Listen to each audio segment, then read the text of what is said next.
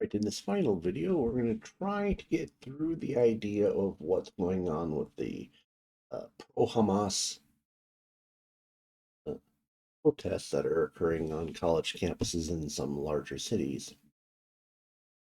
Now, the pro-Israeli side in the United States is far easier to fathom because all of its elements spawned in the light of day. We have the religious elements of Judeo-Christian kinship and premillennial dispensationalist ties to Israel as a critical element of fulfilling prophecy. We have the underdog marketing that Americans love. We have a long term partner that was in our camp for the long duration of the Cold War. We have post Holocaust guilt. All these elements make up the pro Israeli side, and they're pretty well understood because we can see them. The less obvious part of this is the pro Hamas side of things. During the 60s and 70s, the United States was enduring a pro Marxist surge. This surge crested in the late 70s and the early 80s as worldwide Marxists realized that the pure Marx vision had failed and needed to be altered. This wave of Marxists ended up being absorbed into the US universities and many critical support organizations that influenced the US establishment. These Marxists would go on to become professors and writers of curriculum. They never forgave Israel for being anti communist during the Cold War, and they would teach a new generation to view Israel through the same lens they did.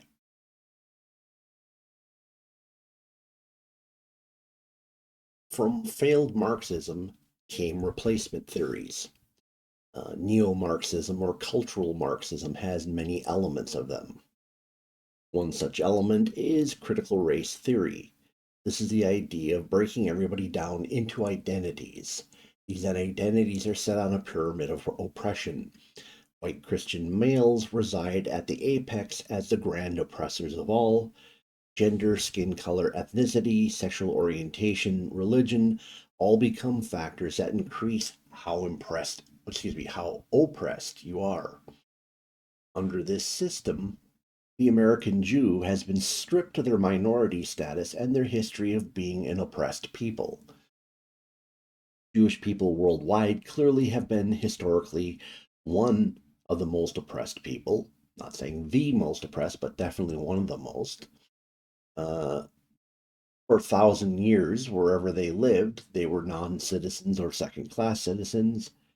They almost always lived under restrictions the rest of the citizens did not. They experienced numerous mass killings against them and numerous expulsions. The German socialist pogroms of World War II were just a culmination of a long history. But all this history apparently is forgotten. American Jews have been a special people in America specifically, in terms of compared to the rest of their Jewish brethren worldwide. They were granted immediate emancipation with the birth of the new country. Although they experienced discrimination, they rarely received the worst forms of discrimination. And ultimately, as they became very successful, they're more likely to go to college and do well there. They're more likely to be above average and of above average wealth. They tend to be more successful. In many metrics, they actually, on average as a group, outperform their average white European counterparts. So, under critical race theory, they become oppressors uh, because the foundational thinkers of American Marxism disliked Israel. This linkage of the American Jewish oppressor was made and transferred to the Israeli Jewish oppressor.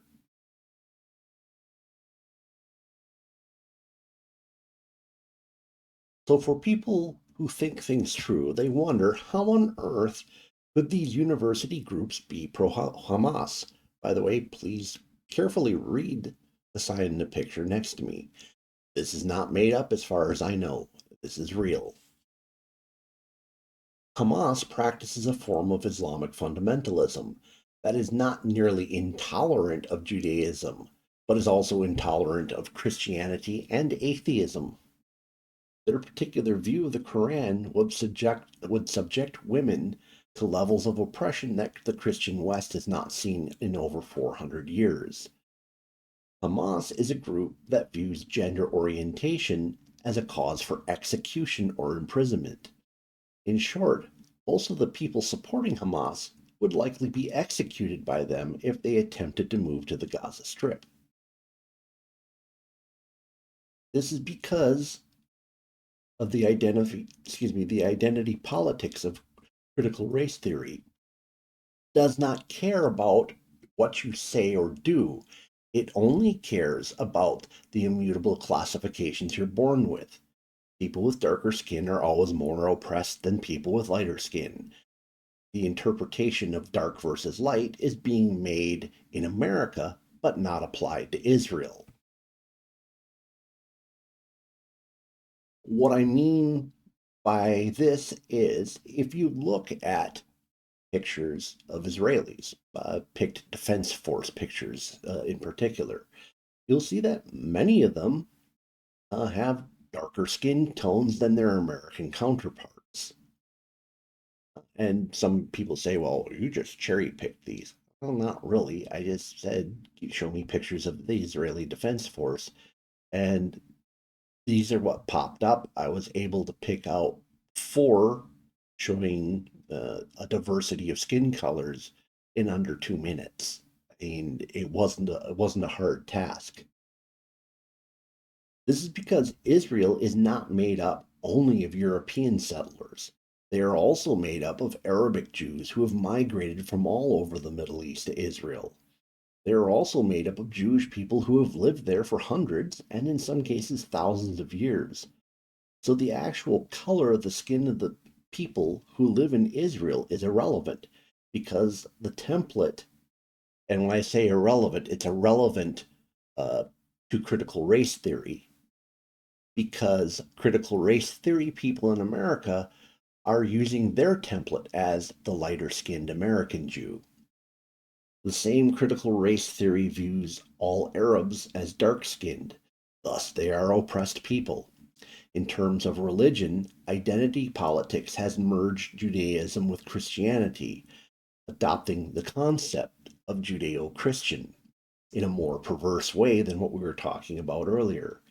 Islam automatically falls lower on the oppression pyramid. So being Jewish is a double whammy, one for religion and one for the perceived skin color of Jews.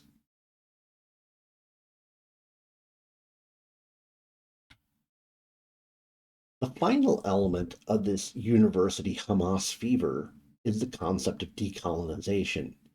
Decolonization is another neo Marxist concept. Decolonization is an indictment against all things dealing with Western civilization.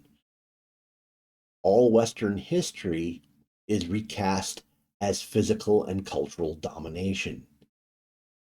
Per decolonationists, it not only needs to be rooted out in the places it wasn't before, but it needs to be rooted out of its sources, lest it spread upon the world again.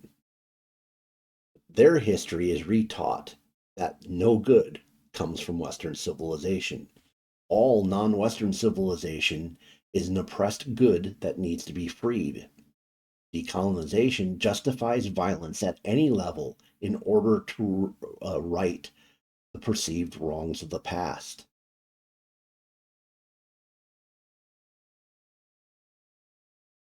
Putting critical race theory and colonization together means that Hamas is fully justified in everything it did in early October. Again, I don't agree with this. This is what critical race theory and decolonization tells us. In the same light, Israel can never have a justifiable use of force, even in its own defense. And now, sadly, some editorializing. Now, I can find ways to empathize with both Palestinians and Israelis. Jews have had long term historical ties to the land, But at the same time, 1,000 years of Palestinians living there is nothing to sneeze at. Jewish settlers that came in between 1800 and 1947 rightfully purchased the land they were on from its rightful owners. The Palestinians can complain that the land ownership system imposed on the area by the Ottomans was backwards and unfair, but that wasn't the fault of the Israelis. Both the British and the UN Palestinian mandates were horrible compromises that the Palestinians can legitimately dislike. In 1947, there was never going to be an answer that made everybody happy. The choice in 1947 was to negotiate for a better agreement, choose the existing agreement, or kill all the Jews. Based on false expectations given to them by the surrounding Arab countries, Palestinian Arabs chose kill all the Jews. That's a black mark that is not one Israel is under any obligation to forgive and forget. It was a dick move by the Israelis to seize all the land of the absentee Palestinian Arabs.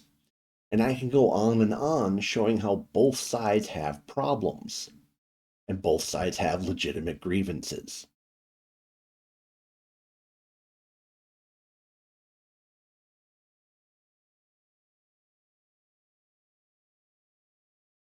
So if you are an Israeli or if you're of Israeli or Palestinian descent and you reside in the US and someday you hope to return to your homeland, you have a legitimate stake in this. You have a right to protest and complain. There are a couple simple facts that just need to be acknowledged. Israel is a modern nuclear power. It's not going to voluntarily walk away, and it's not going to be taken over by force from the outside. It's going to remain where it is as long as its demographics support it. In terms of Palestinian Arabs, nobody is ever going to empower them sufficiently to either overthrow the Israelis or negotiate from a position of strength. They have three options. They can wait and hope for Israeli demographics to change. They can continue the cycle of violence and reprisal, or they can work on negotiating a compromise that will give them a better situation than the one they got. But it's never going to be what they want. I have no sympathy for college students who are, for the most part, ignorant of what's been going on in the area for the past 200 years. They have no stake in this. They have insufficient understanding of this. The best outcome they can achieve is to encourage the current cycle of violence. A cycle of violence that won't improve the situation of the Palestinian Arabs. So I don't understand the point. Ultimately, I have total disdain for the underlying Marxist elements of the pro Hamas movement in the US. As noted before, no positive change can come from it. It exists for the sole purpose of inciting violence, strife, and division. It isn't aiming to improve the situation of the Palestinians at all.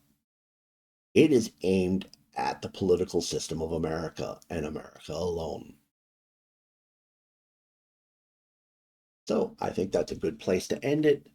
Again, sorry for the editorializing, but essentially, when I get down to the uh, philosophy of uh, Marxists, it's really hard to come up with a neutral way of looking at things. So, comment below. Is there anything that I should have covered? Is there something that you think I missed? Let me know below. Please smash the like button. If the YouTube algorithm brought you here and you're not a regular viewer, please look at my other titles. I'm sure you'll find a lot of different things you may find interesting. Please subscribe. And if you know someone who find this interesting, please share it with them. Thank you for spending time with me this evening. I hope to see you again in a future video.